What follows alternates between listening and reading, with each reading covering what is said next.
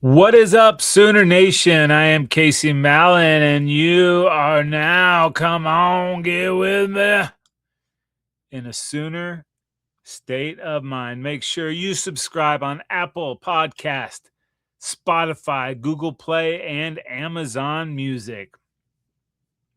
Some rise, some fall, some climb. Sooner state of mind family, what is good? Getting to a little softball postseason, heading to the supers yet once again. Patty's got the girls fired up, playing some pretty good softball. Hopefully they can ride this thing to another natty for Patty.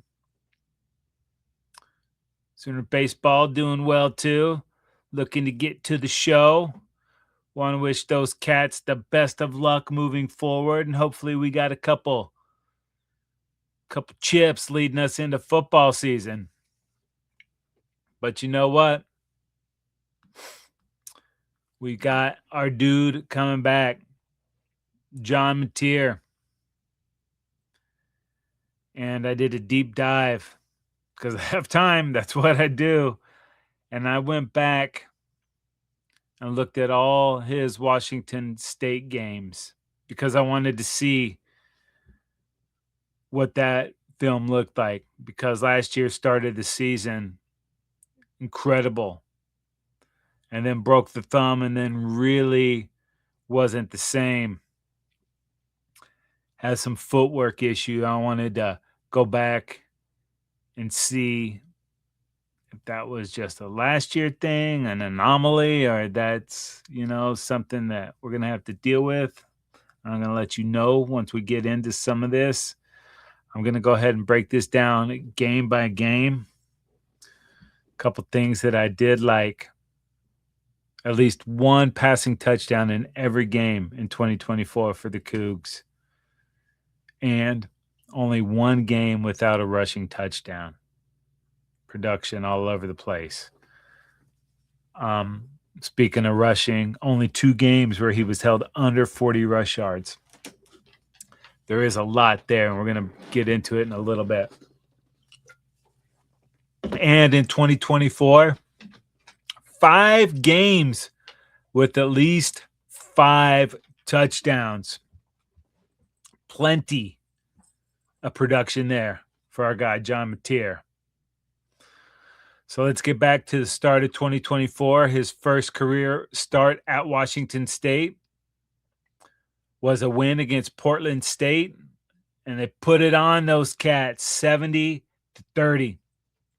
One of those 5 touchdown games I was talking about. Saw this trend a lot. Clean pocket, no happy feet.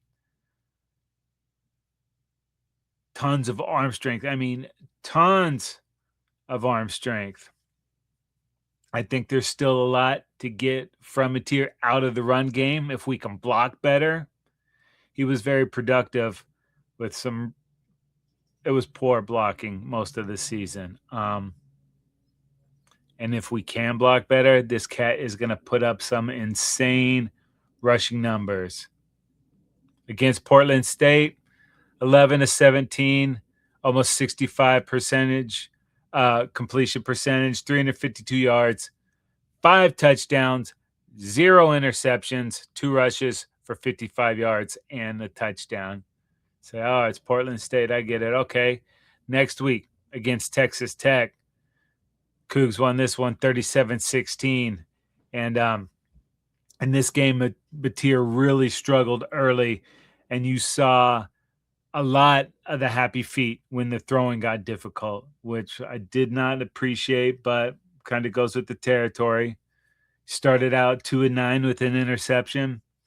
Not too good. But then after that, he went 7 of 10 with a touchdown. Struggled early, got it together, and they ended up winning big. Finished the game only 9 of 19, under 50% completions, which I don't like, 114 yards, a touchdown, and that early interception. But in this game, what he could not do in the air, he got it done on the ground.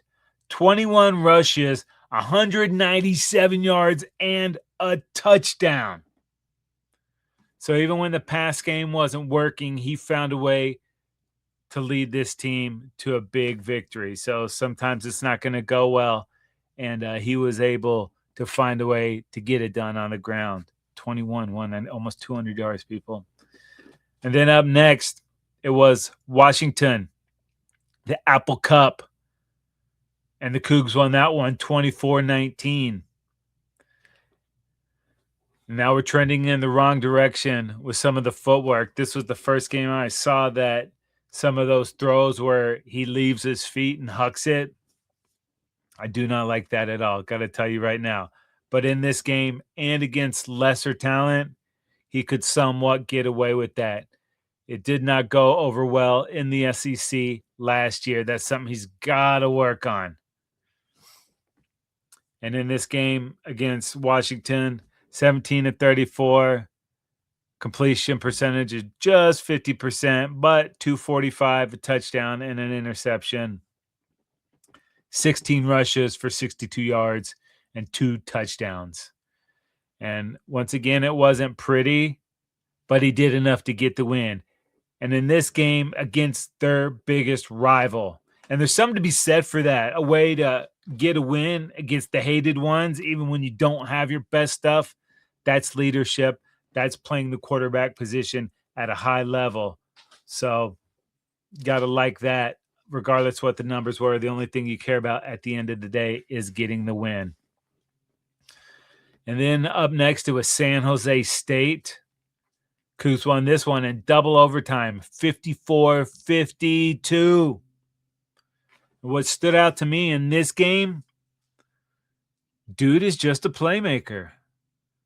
Watching all this Washington State film, to me, it felt like he was constantly making good decisions, accurate, decisive throws. Repeat, saw that a lot throughout all these games. And specifically against San Jose State, less than a minute to go. Mateer brings these Cougs back. They were down 2 touchdowns in the fourth quarter. He made a clutch throw to get Washington State into field goal range to get this thing into overtime. And on the day, 26 of 46, 57% completions, 390 yards, 4 TDs, 2 picks, 18 rushes for 111 and a touchdown. You don't want to see him throwing too many interceptions against San Jose State, but that was a pretty good team in 2024, comparatively speaking. But you know what? At the end of the day, made the play to get it tied up late and then made the plays in overtime to get the win. And that's all we're going to care about. Then up next, it was Boise State, and they got smashed 24-45. Still pretty good pass numbers for Mateer. 26-37, that's over 70%, 327, 2 touchdowns, 1 interception. This was the game that he struggled to run the most in, only 28 yards on 20 carries. But he did find a way to, lean on that pass game when the rush wasn't there. Not all his fault, but clearly less effective when he's not able to run the ball like that. And another reason that they struggled to win this game is they had Ashton Genty on the other side, and that dude went 26 for 259 and 4 touchdowns. When your opponent rushes for almost 10 yards a carry, you're not gonna win many games. So they really struggled in that one, but they bounced back the next week against Hawaii. And this was maybe his best game. And they dominated 42-10. Mateer, 23-27. That's over 85% completions. 3 touchdowns, 0 interceptions, 8 rushes, 34 yards, and 2 rushing touchdowns. And thing that I noticed with Mateer is when his first option wins, when the guy he wants to get the rock is open, close to 100% on his throws. He wins almost every time when the first read was open. And we saw this at OU too. The thing that really stuck out on the film, his teammates absolutely love him. And he won that locker room over last year. And that's something that he can grow with and work and get even tighter in that. And just, he is the dude. Everybody knows it there. And that energy is infectious. And when the run game is blocked up for this guy, his ground game is game-changingly deadly.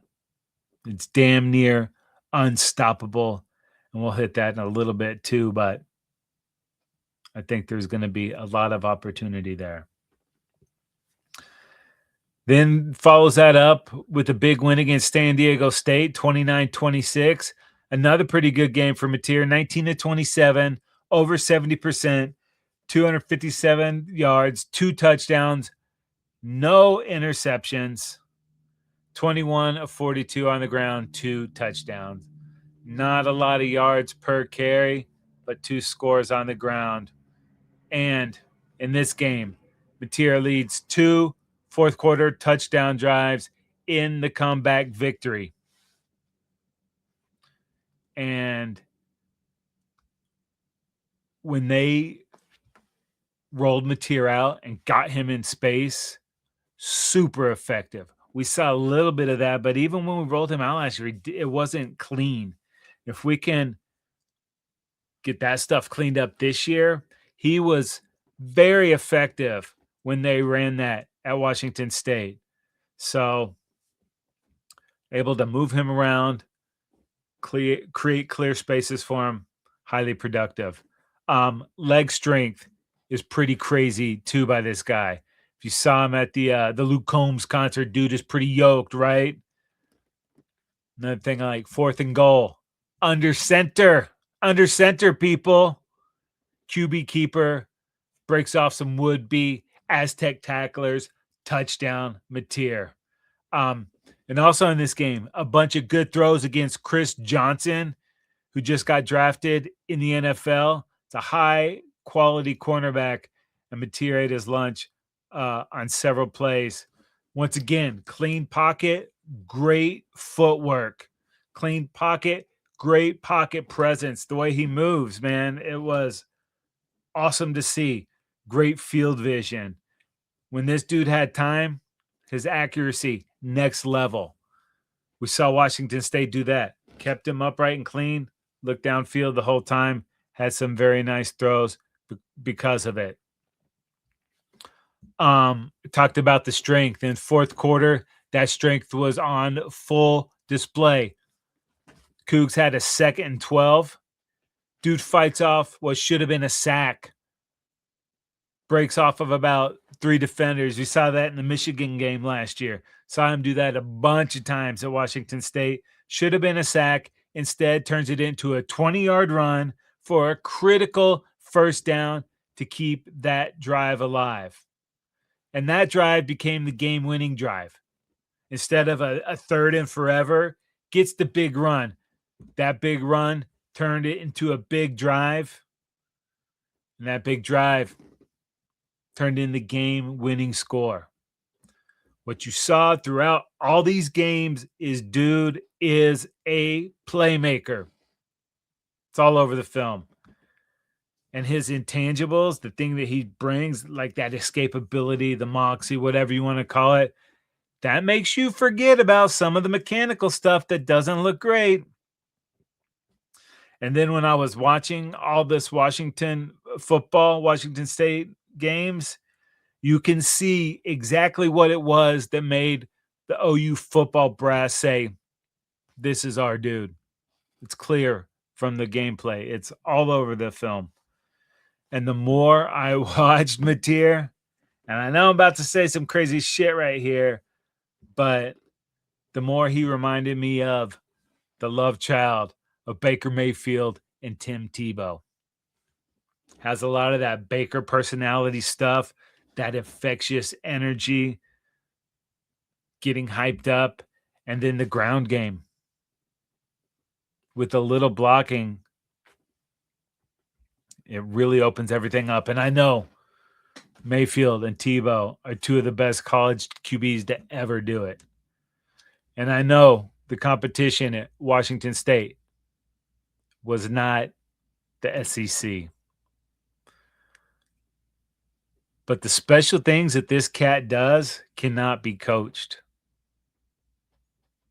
You either have it or you don't, and this dude has it. And he can play through the mistakes and get better. And I think he will. And if you put talent around this guy, which I think OU has finally done, I'm telling you, sky is the limit, people. There is a lot to be excited for moving forward. After that, it was Utah State, 49-28 win. Mateer 18-24, 75% completions, 179, 4 touchdowns, no interceptions. 13-55 on the ground with the TD. I just said no interceptions. He did get away with a throw in this game that could have easily been a pick six. Threw it into a tight window. Tried to put it up where only his guy could get it. Defensive back cut on it. Did not make the play. And it ended up being a big play for the offense. Sometimes it's better to be lucky than good. That being said, that was really one of the only plays that stood out as a poor decision. But even with that decision, he said, I can beat you because I got the arm strength to gun it in there. And he did. And he was right. And every time Washington State moved the pocket, something good happened. Whether it was running or throwing, it just opened up so much. And then this was one we'd seen before.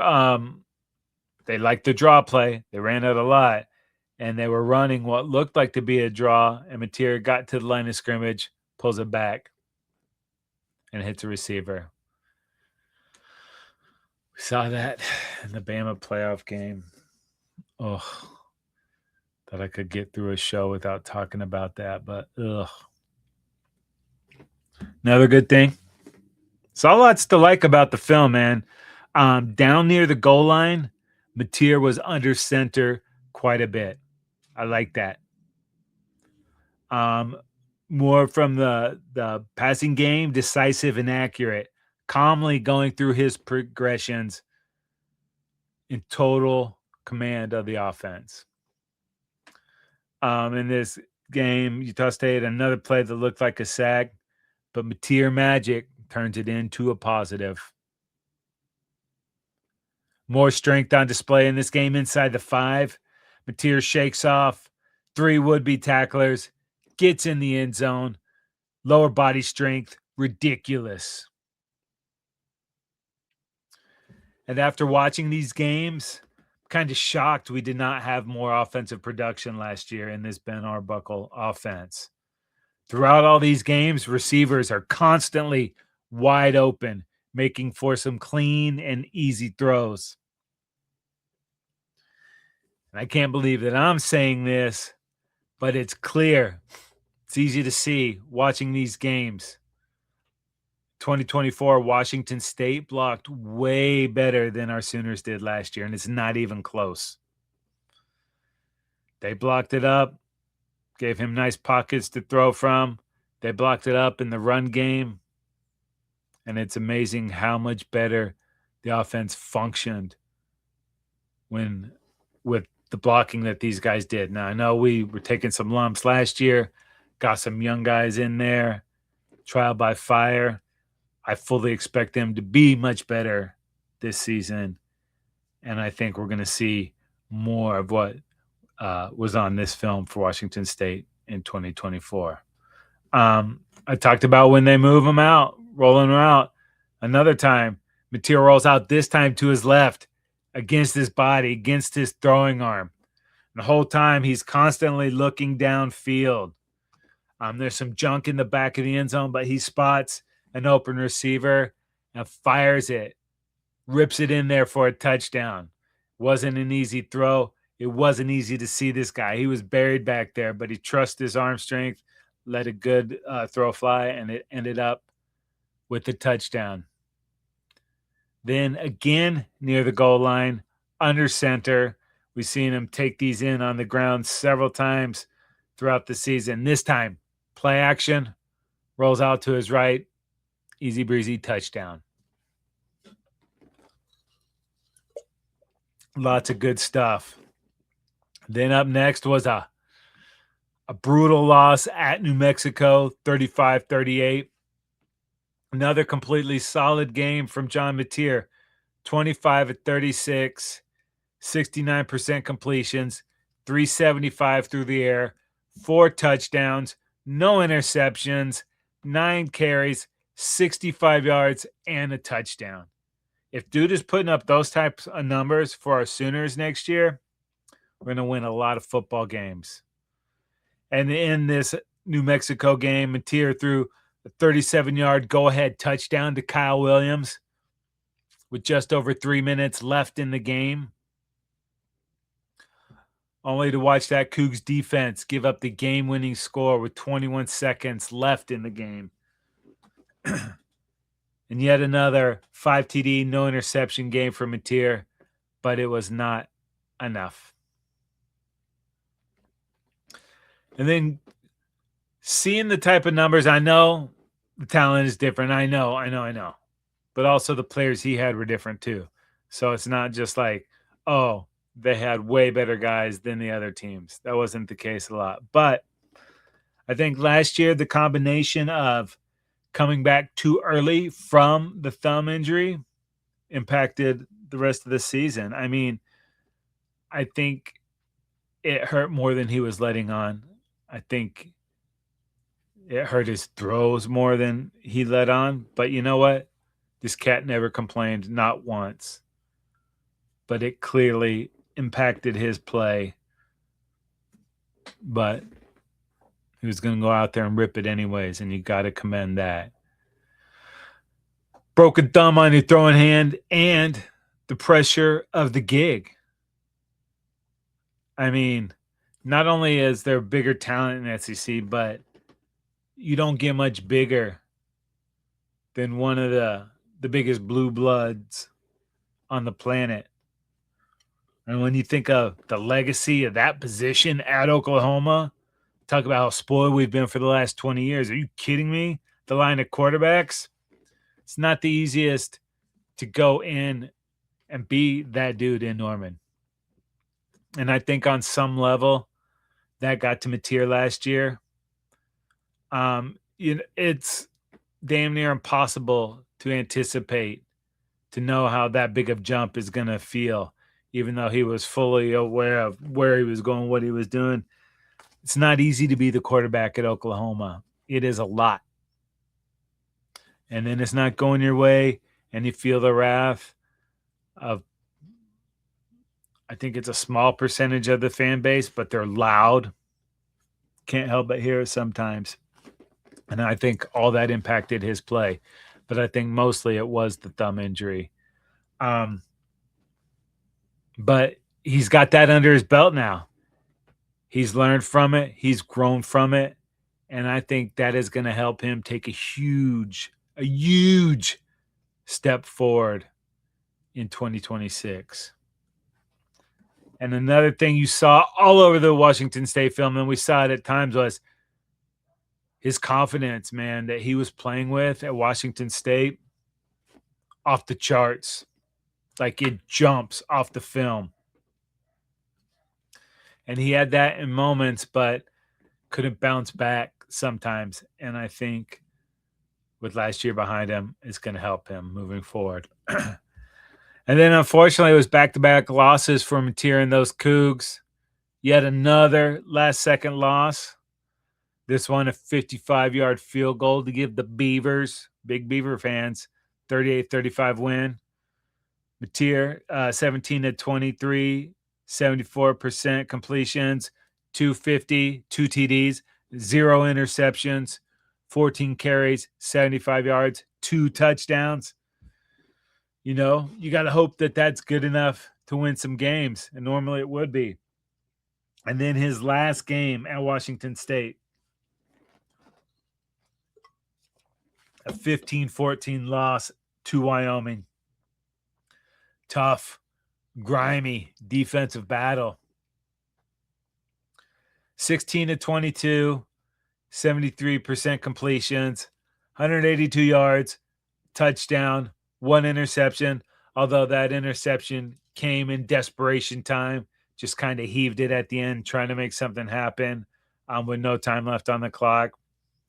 Rushed for 18 for 56 and a touchdown. Yet another game where Mateer watched the other team score the go-ahead touchdown with just seconds left to play. Started hot in this game. Both TDs came in the first half, but then they got shut out in the second half. Tough to get the run game going, other Mateer, and actually very good Wyoming defense, and just kind of a weird game where stuff just wasn't going right. So that happens in football. Sometimes, it just is what it is. Now, overall assessment of the season in its entirety, I can't say that there was any game that I absolutely loved the footwork. Did some good stuff in the pocket. Clean pocket, clean feet, did some things.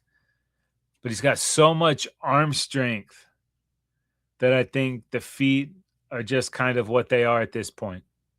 And for the most part, that's worked for him.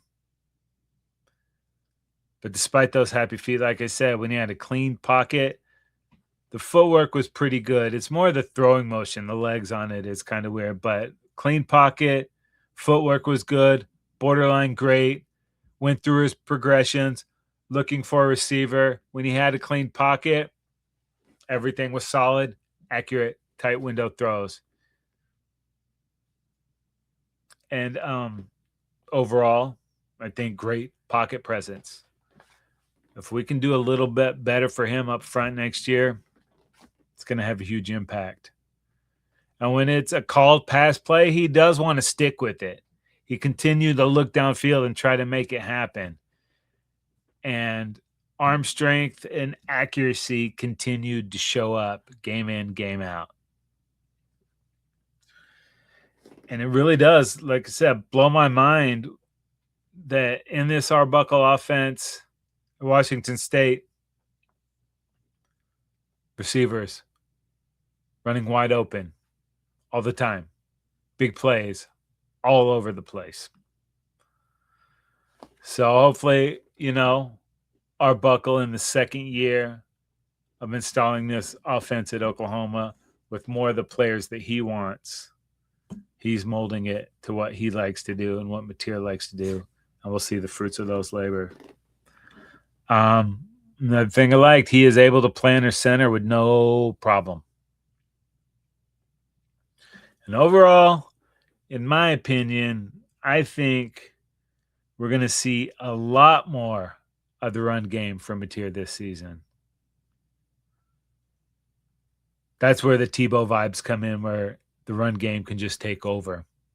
If we block a little better, get to the next levels, it's going to be a problem for some teams out there. What I like, too, is he went 5 straight games without an interception. And he only threw 1 over the last 6 games of the season. And that one was a desperation heave at the end of the game. And in those 6 games, he had a 16-1 TD to interception ratio. And then throw in 9 rushing touchdowns in those 6 games. He's got magic in the run game, man. And I expect that we will see a lot more of it. Mateer finished with 15 rushing touchdowns in 2024. And there is no reason he can't have 20 or more for the Sooners this fall. his tight end that season, Cooper Mathers. 13 receptions, not a lot, 196 yards, 6 touchdowns. And that got me excited about all the talent he is going to have at the tight end position this year. Beers, Locke, McIntyre, Washington, Van Dorsela, Ruxer, Mix. It's going to have options. Those are guys who are going to be able to block the run better, and it's going to be a dynamic part of the offense. Just you watch in the pass game. His go-to guy at Washington State, Kyle Williams. 2024, 70 catches, almost 1,200 yards, 14 touchdowns, averaged 17 yards a catch, and had 5 100-yard games. Last year, Isaiah Satania, 67 catches, 965, and 8 touchdowns. Now give these cats an entire offseason of working together. Throw in all the talent OU will have at that position this year. There is no reason that Satania should not be one of the leading receivers in college football in the fall.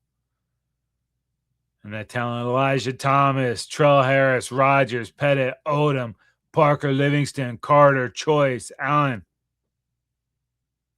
On paper and in reality, this is by far the deepest we've been at tight end since forever. And have I mentioned our new tight ends coach? Soon to be NFL Hall of Fame.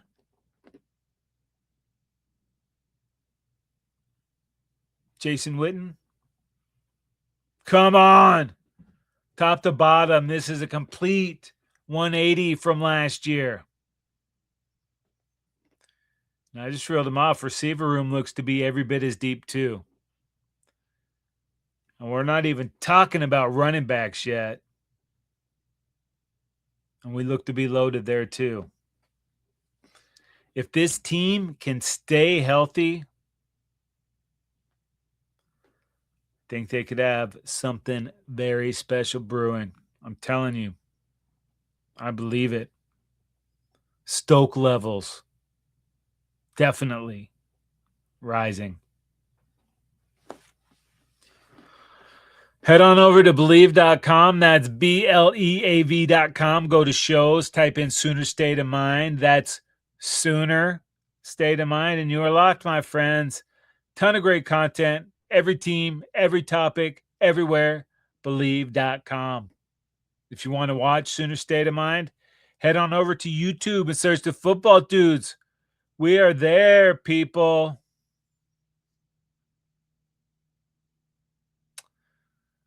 My name is Casey Mallon, and I am in a Sooner State of Mind.